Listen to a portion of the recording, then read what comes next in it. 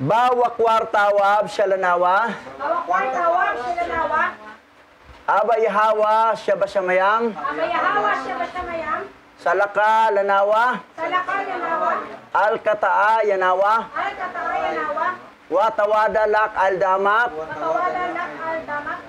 Sasatap at kataa yanawa. Sasatap at kataa yanawa. Kalhalal hawadla aba Yahawa alhayam. Kalhalal hawadla aba Yahawa alhayam. Bahasa masyayak Yahawashay. Bahasa masyayak Yahawashay. Bahasam raw kakadas. Bahasam raw kakadas. Yaman. Yaman. Okay, nandito na tayo sa chapter 68, 69 to 70. Tatlong chapter ang ating talakayan ngayon.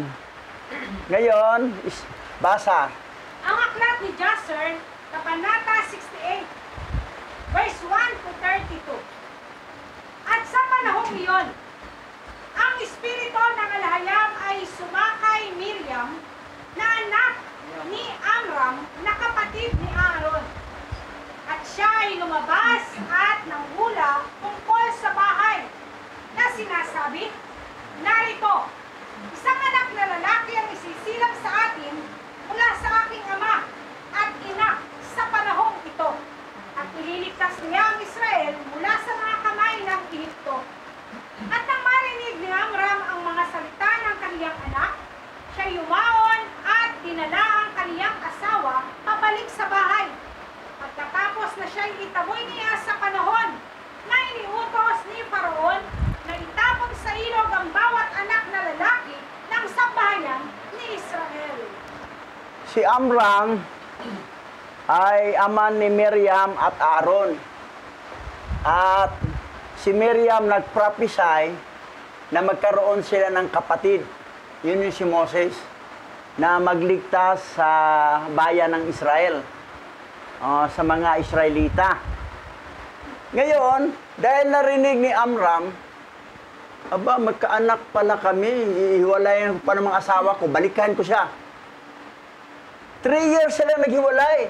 Mula nung si Parao na lahat ng mga anak na lalaki ay itapon sa ilog, sabi niya, hindi na tayo, hiwalay na tayo, uwi ka sa inyo. Nagprophesy ang panganay niya anak si Miriam na magkaanak sila sa magulang niya na lalaki para iligtas ang Israel. Binilikan niya, dahil balik ka dahil, gawa tayo ng bata. Kasi magligtas yung bata natin, yung anak natin sa Israel. So yan ang nangyari. 3 years yun ha. Maraming naghiwalayan doon dahil ayaw nilang magkaanak. Dahil wala nang silbi, itatapon din sa ilog pag lalaki. Oh, ganon ang ano nila, kapighatian sa mga Israelita sa bansang Egypt. O, tuloy tayo. Sa gayoy kinuha ni Amram si Jochebed na anak na kaniyang asawa. 3 taon pagkatapos niyang itaboy siya. At siya'y naparoon sa kaniya at siya'y naglihi. At sa katapusan ng 7 buwan, mula sa kaniyang paglilihi, ay nanganak siya ng isang anak na lalaki.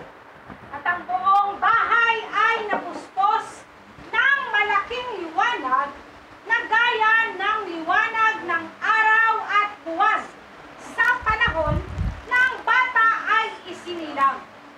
At nang makita ng ina, ang bata na ito ay mabuti at nakalulugod sa paningin.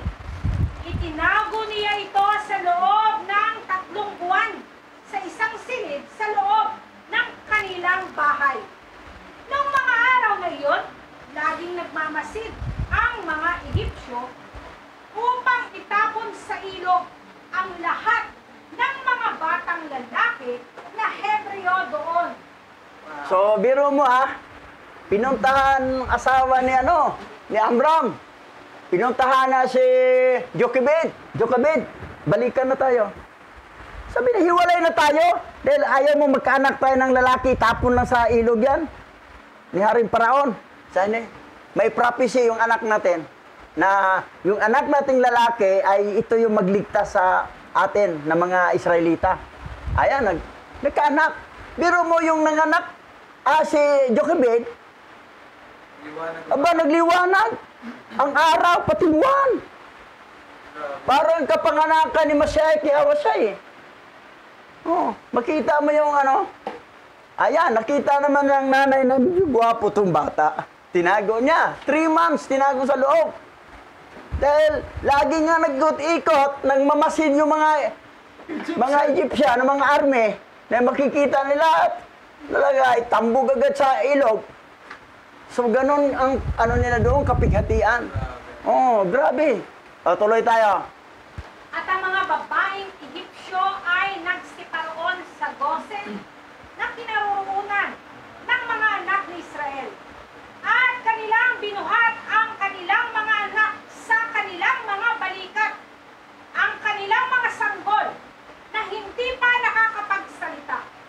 At ng mga araw na iyon, nang ang mga babae ng mga anak ni Israel na manganganak ay itinago ng bawat ina ang kaniyang anak sa harap ng mga babaeng Ehipsyo upang huwag malaman ng mga Ehipsyo ang kanilang pagsilang at huwag silang malipol sa lupain. At ang mga babaeng Ehipsyo ay laging naparoon sa Gosen at ang kanilang mga anak na hindi pa makapagsalita ay nasa kanilang mga balikat. At nang isang babaeng Ehipsyo ay pumasok sa bahay ng isang babaeng Hebreo na ang kaniyang sanggol ay nagsimulang umiyak. Itong mga babaeng Egyptian, ano yon? Mga tik-tik yon. Spy. Ikot-ikot, dala ng batang sanggol para yung batang sanggol umiyak. Pag may buyak sa loob, mayroon palang tinagong bata.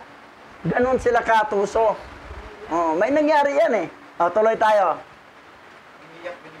At nang ito'y sumigaw, ay sinagot ng bata na nasa loob ng silid. Sa gayoy naparoon sila sa bahay ni Faraon. Ang mga babaeng Ehipsyo at kanilang ibinalita ay Haring Faraon. At sinugo ni Faraon ang kaniyang mga pinuno upang kunin ang mga bata at itapon sa ilog. Ganito ang ginawa ng mga Ehipsyo sa mga anak na lalaki ng Hebreo sa lahat ng araw. At ng panahong iyon, ay 3 buwan mula sa pagkakubli si Jochebed sa kaniyang anak. Ang bagay ay nalaman sa bahay ni Faraon. Biro mo, nagsumbong agad yung mga Egyptian woman eh. Yung batang dala-dala nila, pag umiyak yan, pag sumagot din yung nasa loob, umiyak din, may bata pala, sumbong. At pumunta agad mga tanod. Yan, kuha, tapon. Ito namang anak ni Jochebed, 3 months na to, baka mapupunta na rito yung ano. So, nag-alala siya, baka patayin yung bata. Okay, ito ang mangyari. At ang ina ay nagmadaling kunin ang kaniyang anak bago dumating ang mga punong kawan. At siya'y kumuha para sa kaniya ng isang kaban ng mga tambo at binalutan ng putik at ng alkitran at inilagay ang bata doon at kaniyang inilagay sa mga watawat sa tabi ng ilog. At ang kaniyang kapatid na si Miriam ay nakatayo sa malayo upang malaman kung ano ang gagawin sa kaniya at kung ano ang mangyayari sa kaniyang mga salita na propesiya. At ang alahayam ay nagpadala ng panahong iyon ng isang kakilakilabot na init sa lupain ng Ehipto na sinunog ang balat ng tao sa matinding init ng araw at pinahirapang mainam ang mga Ehipsyo.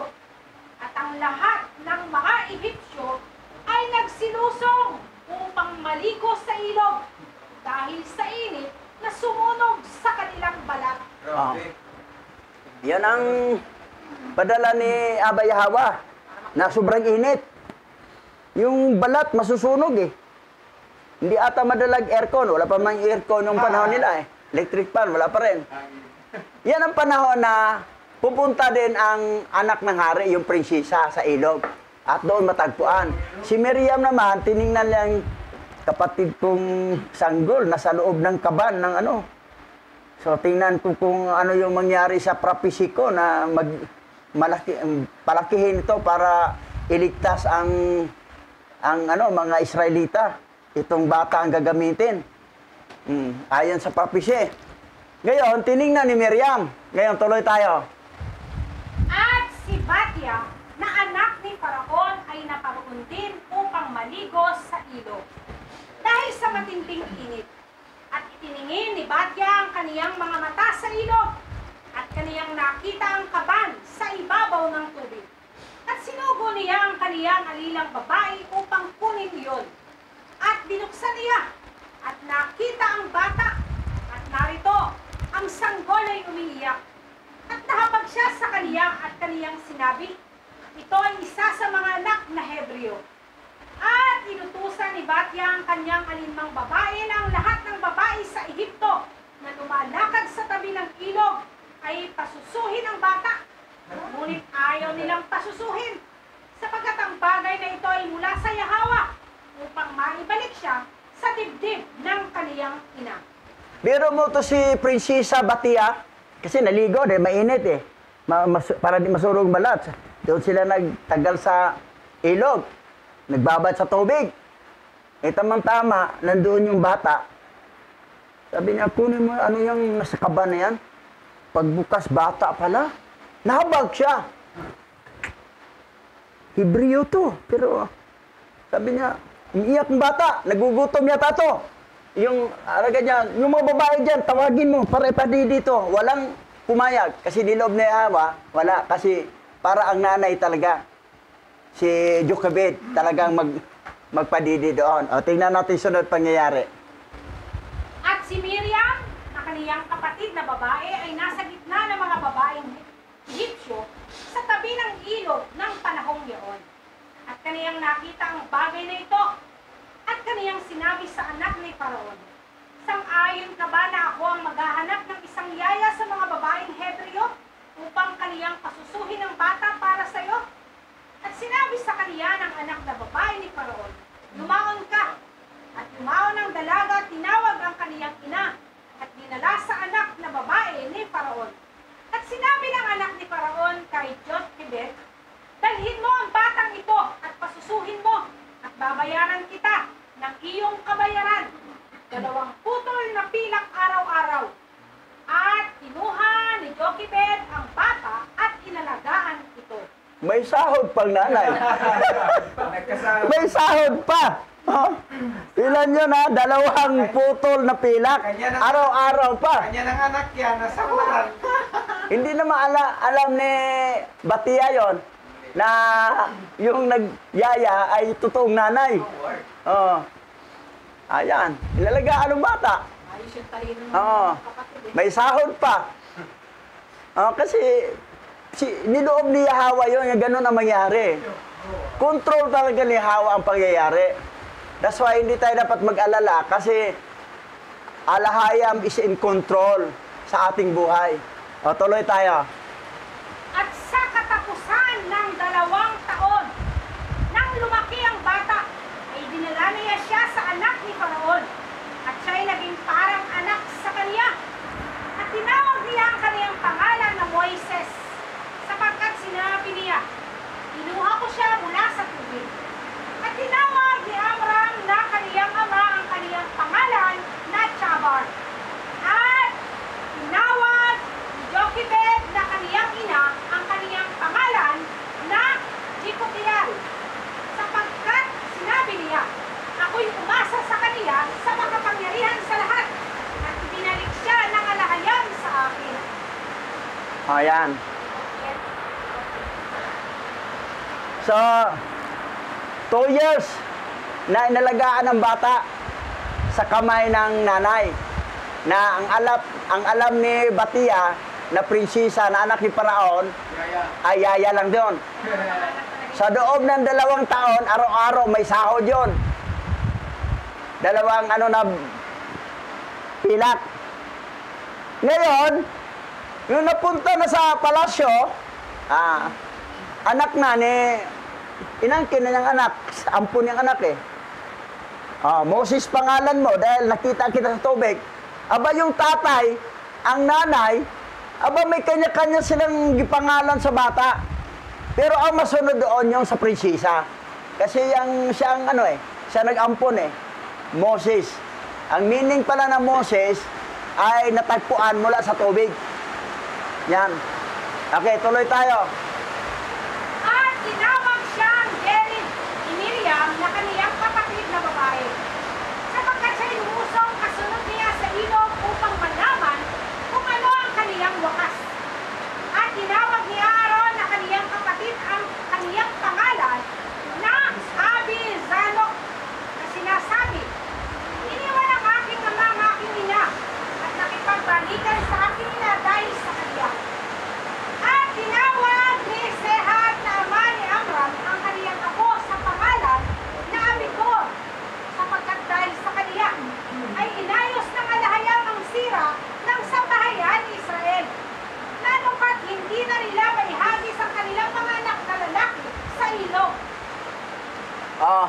Lahat sila, may kanya-kanyang pangalan sa bata. Oh. Pero, yung Moses talaga ang masunod. Moses. Okay, tuloy tayo. At tinawag siya ng kanilang yaya na abiso ko. Sinasabi, sa kaniyang tabernakulo ay kinubli siya ng 3 buwan dahil sa mga anak ni Ham. At tinawag ng buong Israel ang kaniyang pangalan na Simayas. At si Moises ay nasa bahay ni Paraon at naging anak ni Batya na anak ni Paraon. At si Moises ay lumaking kasama ng mga anak ng hari. O yan. Si Moses lumaki sa bahay ni Paraon at lumaking kasama sa mga anak ni Paraon. Anak ng hari. Aba, maganda ang kalagayan. Tinawag ang Prince of India. Prinsipe. Yan ang nangyari. Prinsipe din si Moses. Then, niloob, nagkaroon ng habag. Kaya nangyari yun, nagkaroon kasi ng init na kung saan yung balat ng mga tao doon ay masusunog. Nagpunta si Batya sa ilog, sabay naman na gilagay yung bata sa ilog.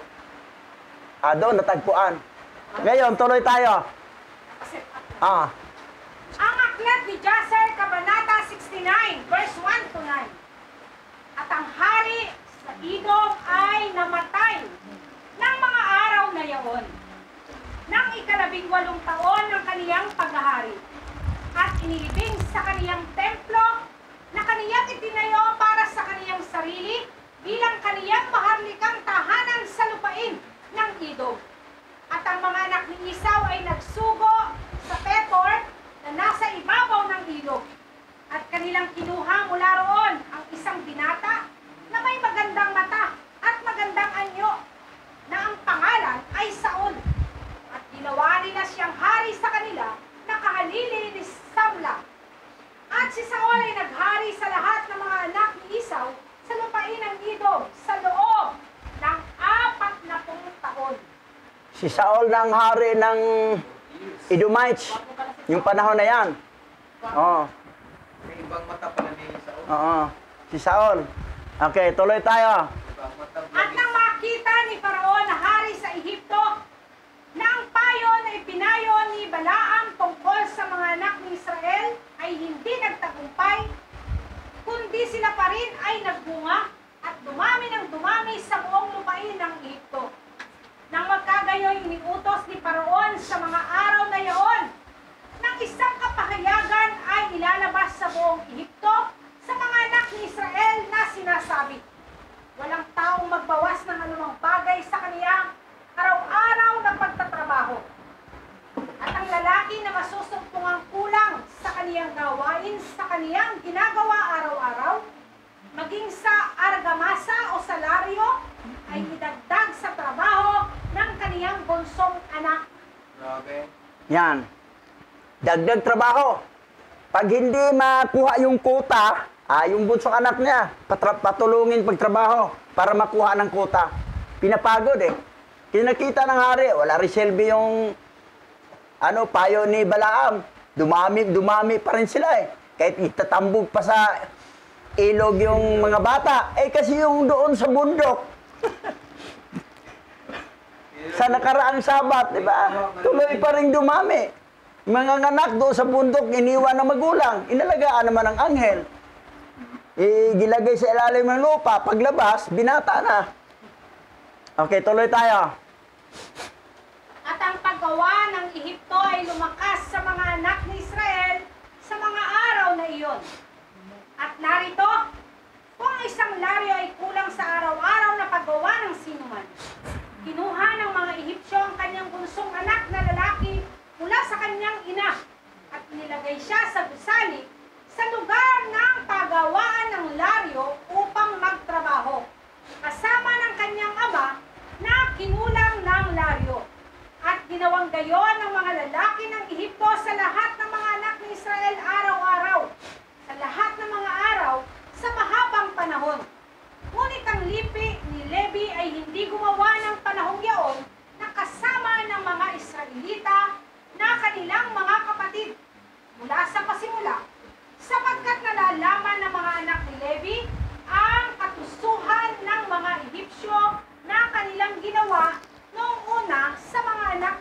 Israel. So, itong lahi ni Levi, hindi talaga, mula pa noon, hindi talaga sumali sa trabaho yon.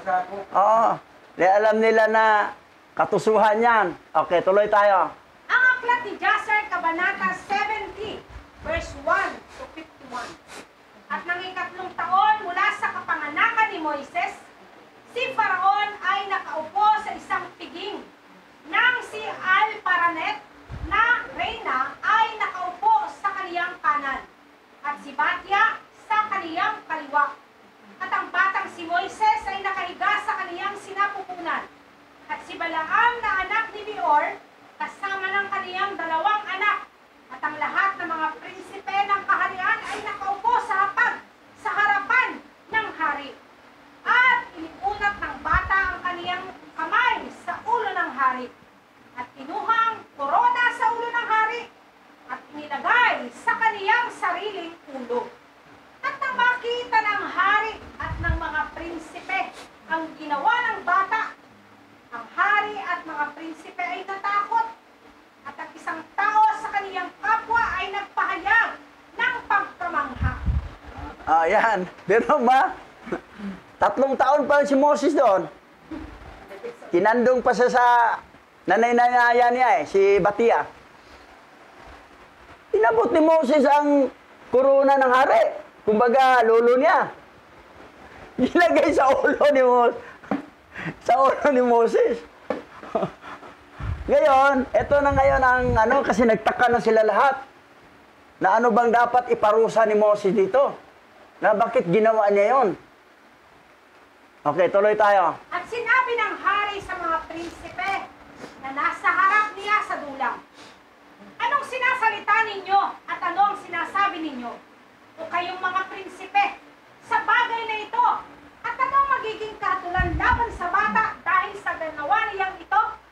At si Balaam na anak ni Beor, kasalamangkero ay sumagot sa harap ng hari at ng mga prinsipe at kaniyang sinabi, alalahanin mo ngayon, o mahal na hari, ang panaginip na iyong pinapanaginipan ng nakaraang mga taon noon. At yung aking ipinaliwanag sa iyo ng iyong lingkod. Ngayon nga'y ito'y isang bata sa mga anak ng Hebreo na kinaroroonan ng espiritu ng alahayam. At huwag isipin ng aking hari na ginawa ng batang ito ang bagay na ito nang walang kaalaman. Yan. Pinalaala ni Balaam, di ba? Na naginip ka. Ito na yon, katuparan. Na iyan ang aagaw sa'yo.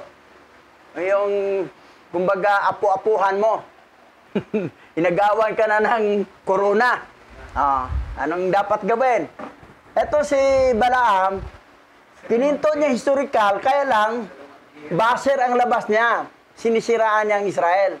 Hindi katulad doon kay Ruel, talagang sinabi ang totoong pangyari. Ito naman, paninira ang ginawa niya. Pero, kikot ng history, kaya lang, kasiraan sa Israel. Okay, tuloy tayo.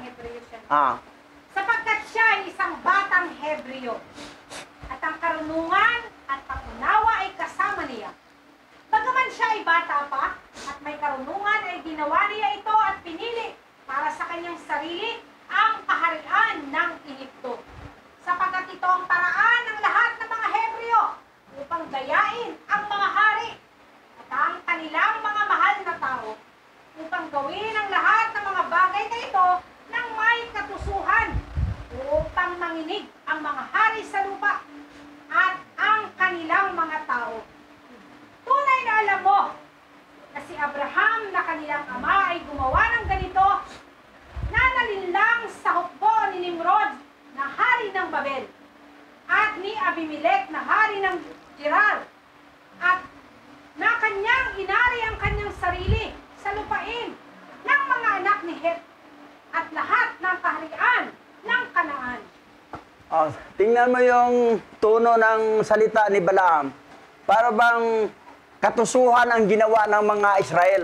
Tulad kay Abraham, kay Nimrod, yung doon kay Abimelech, nangyari. Tuloy tayo. At siya'y lumusong sa Ehipto, at sinabi tungkol kay Sarah na kaniyang asawa, siya'y aking kapatid. upang iligaw ang Ehipto at ang kanilang hari. At gayon din ang ginawa ng kaniyang anak na si Isaac nang siya'y pumunta sa Gerar at tumira doon. At ang kaniyang lakas ay nanaig sa hukbo ni Abimelech na hari ng mga Pilisteo. Naisip din niyang gawing matisod ang kaharian ng mga Pilisteo sa pagsasabing kapatid niya si Rebeka na kaniyang asawa. At si Israel ay nagtaksil din sa kaniyang kapatid at kinuha ang kaniyang pagkapanganay at ang kaniyang pagpapala. So, lahat ng paliwanag ni Balaam kay Haring Paraon parang kasiraan ng Israel na mandaraya, manluloko, sinungaling, ganon. Na itong bata na yung ganon yan, pagpabayaan mo yung bata na yan. Okay, tuloy tayo.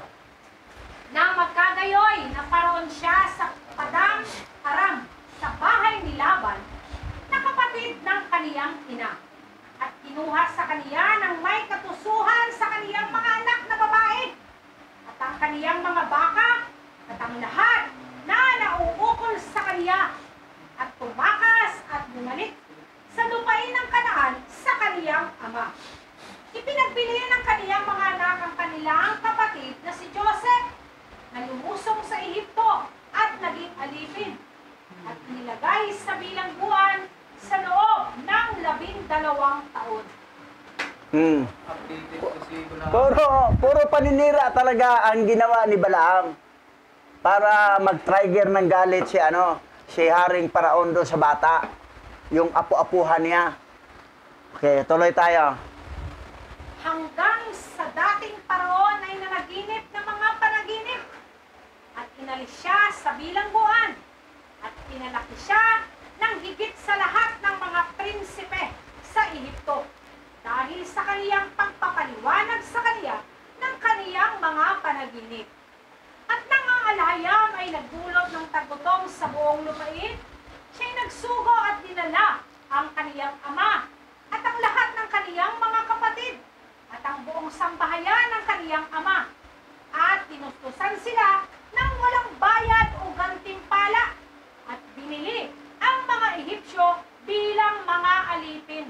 O, biro mo para bang palabasin ni Balaam na si Joseph ang nagsabi na papuntahin ng kanyang papa, mga kapatid, tumira sa Egypt.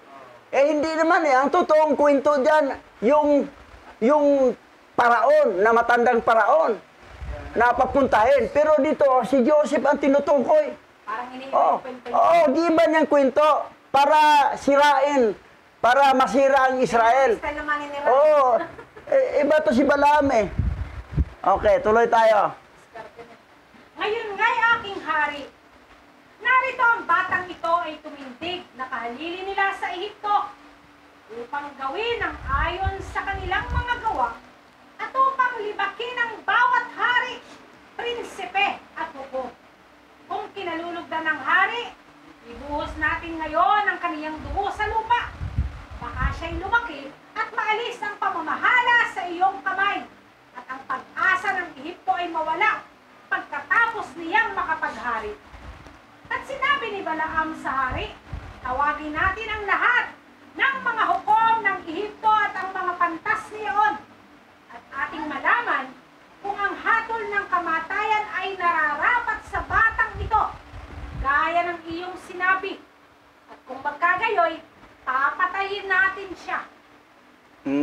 So, kita mo yung kontrabida talaga to si Balaam. Sinulsulan ng hari. Sige, patawag yung mga mga pantas sa mga hukom. Kung ano masabi. Para sa akin, dapat patayin itong bata na ito. So, ganon. Ang kontrabida to si Balaam Ngayon, tuloy. At si Faraon ay nagsugo at ipinatawag ang lahat ng pantas sa Ehipto. At sila'y nagsiparoon sa harap ng hari at inutusan ni Yahweh ang isang anghel ay dumating sa gitna nila at siya'y naging gaya ng isa sa mga pantas sa Ehipto.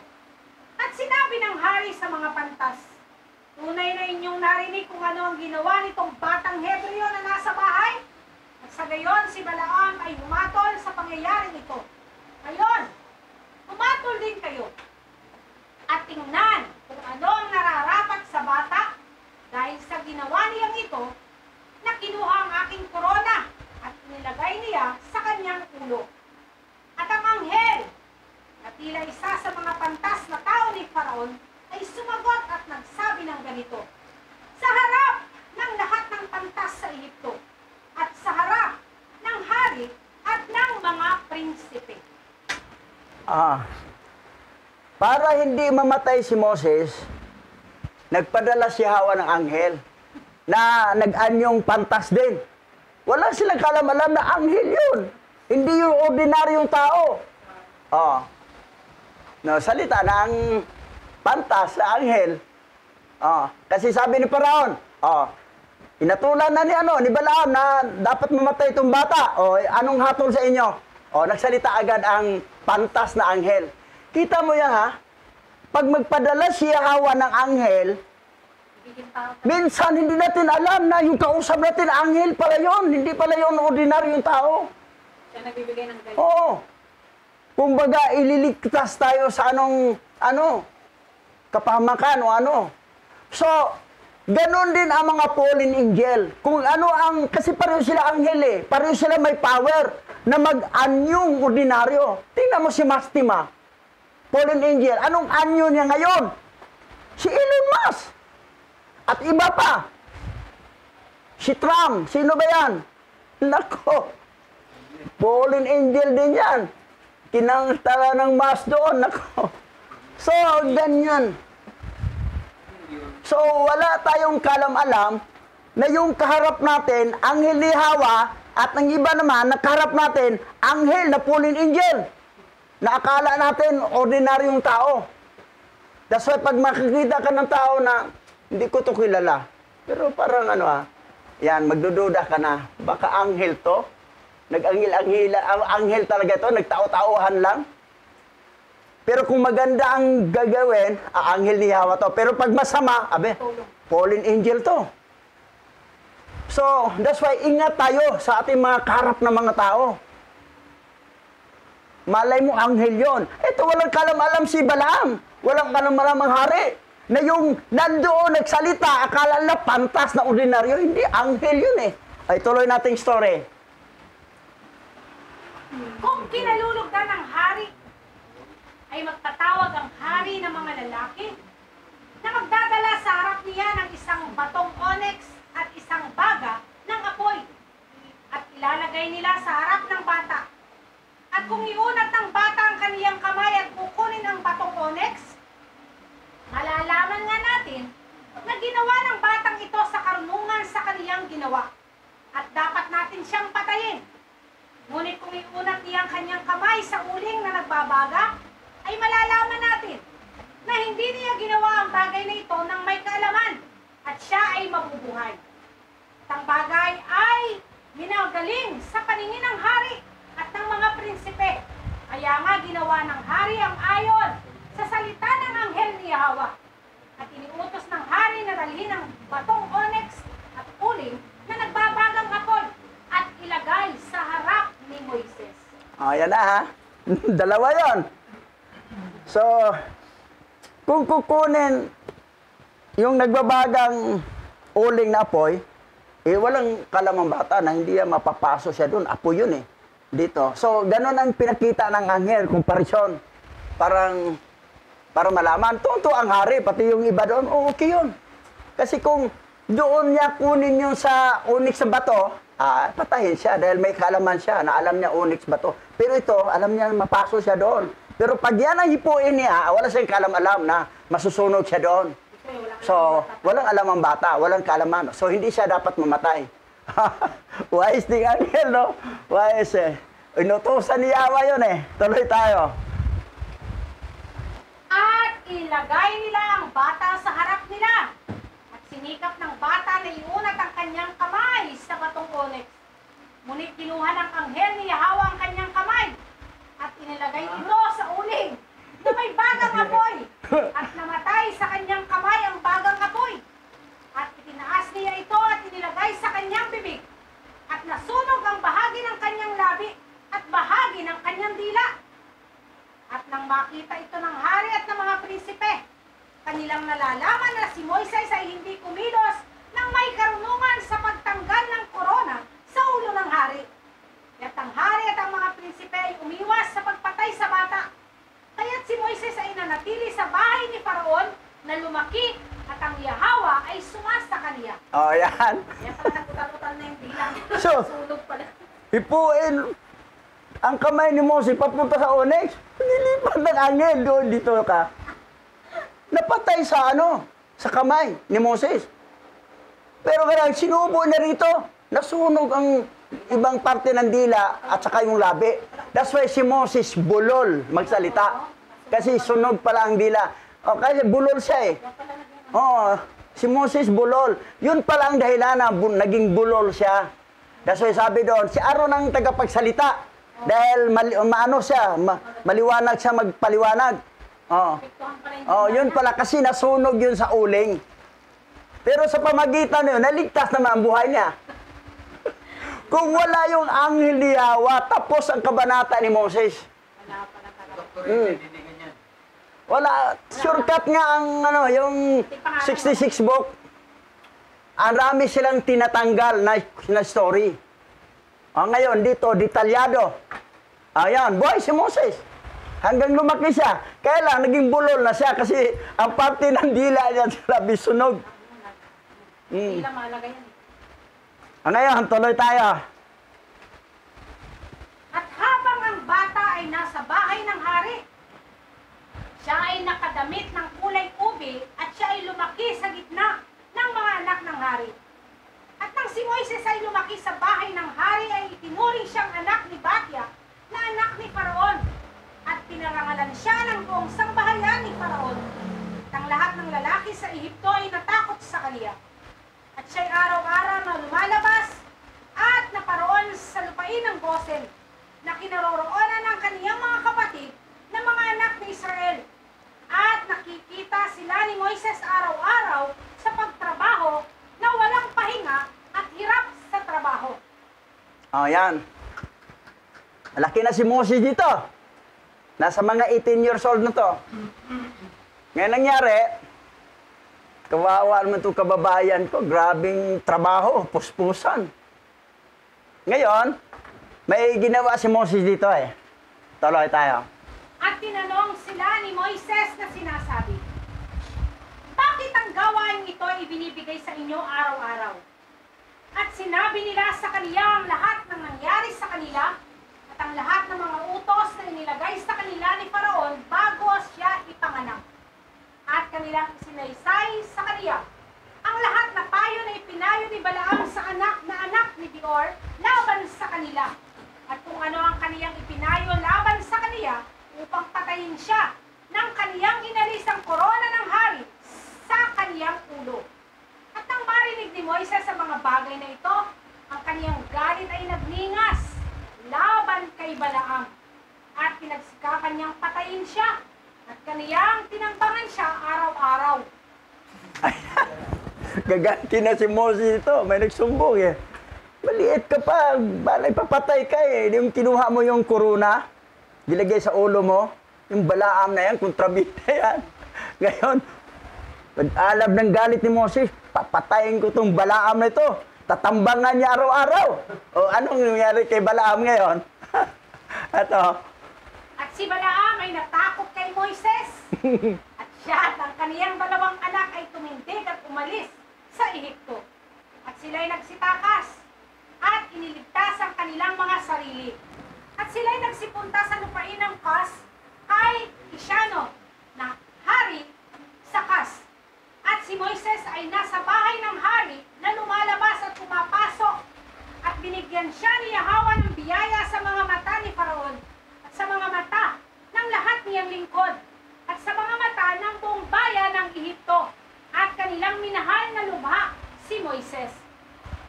At dumating ang araw na si Moises ay naparoon sa Gosen upang tingnan ang kaniyang mga kapatid na kaniyang nakita ang mga anak ni Israel sa kanilang mga pasan at hirap na gawain.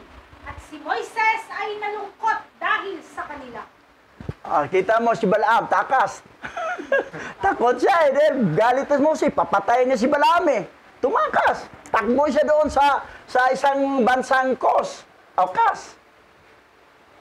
Doon kay Haring Sisino. So yan ang nangyari. Ngayon si Moses, panay pupunta sa kanyang mga lahi. Doon sa Gosen. Nakita niya yung kahirapan ng mga Hebreo doon sa trabaho. Ngayon, may panukala siya. Tuloy. At si Moises ay bumalik sa palasyo at naparoon sa bahay ni Paraon at naparoon sa harap ng hari. At si Moises ay umukod sa harap ng hari.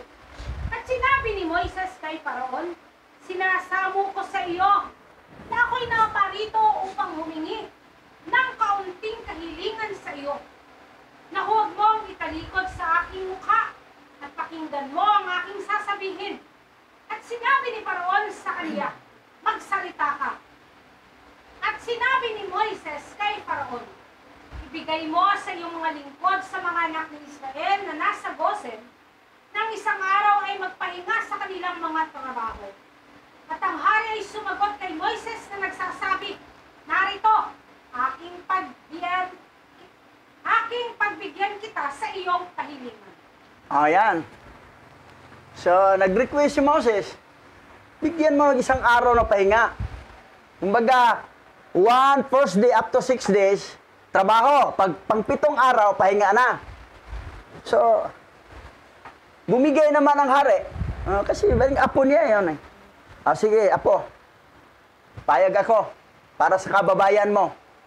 So, siyempre natuwa ang mga, kasi siya ng abogado ng mga Israelita eh. Tama yung prophecy ng kanyang ate na si Miriam, na ito yung magligtas sa Israel. Dahil biro mo, halos walang pahinga. Pero ito pumayag na si Paraon na sa ika-7 araw magpahinga na mga Hebrew-Israelite.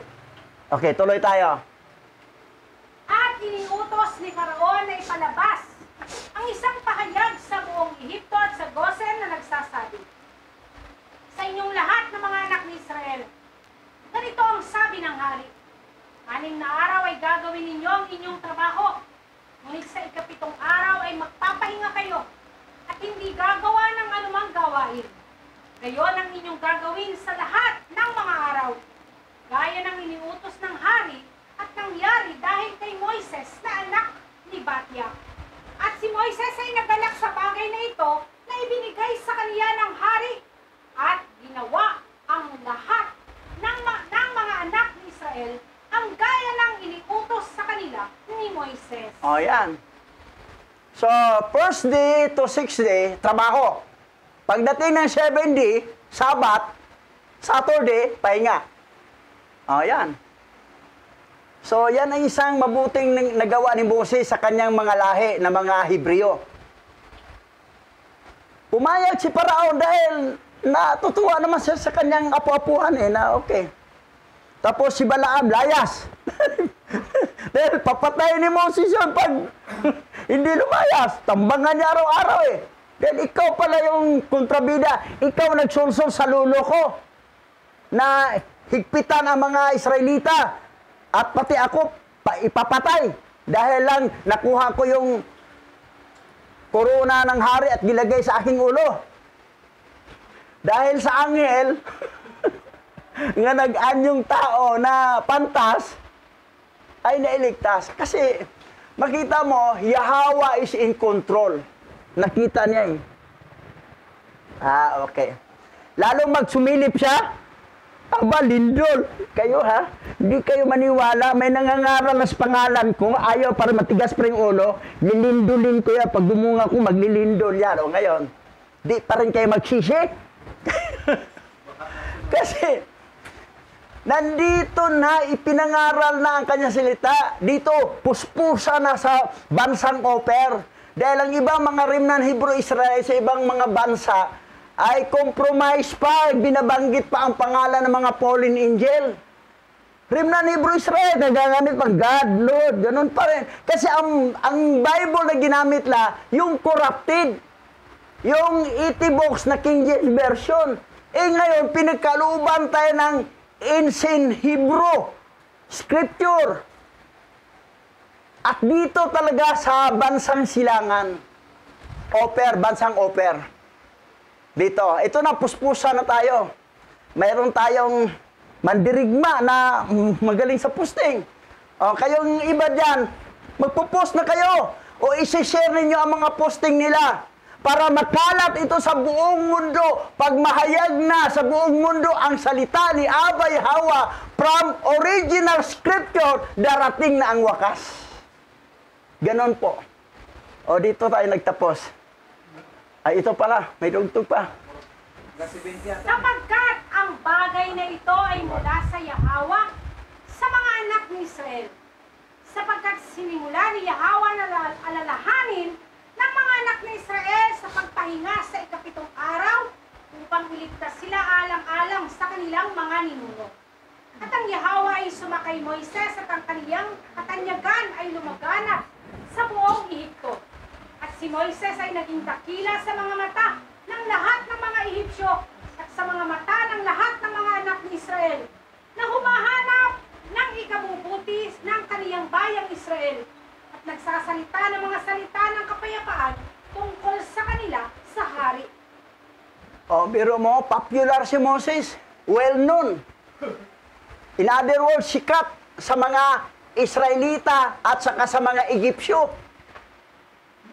Pinagkatiwalaan din ng hari. Wala nang kontrabida eh. Layas na eh. Si Balaam, nga taga-Solsol. Para matuliro ang utak ng hari.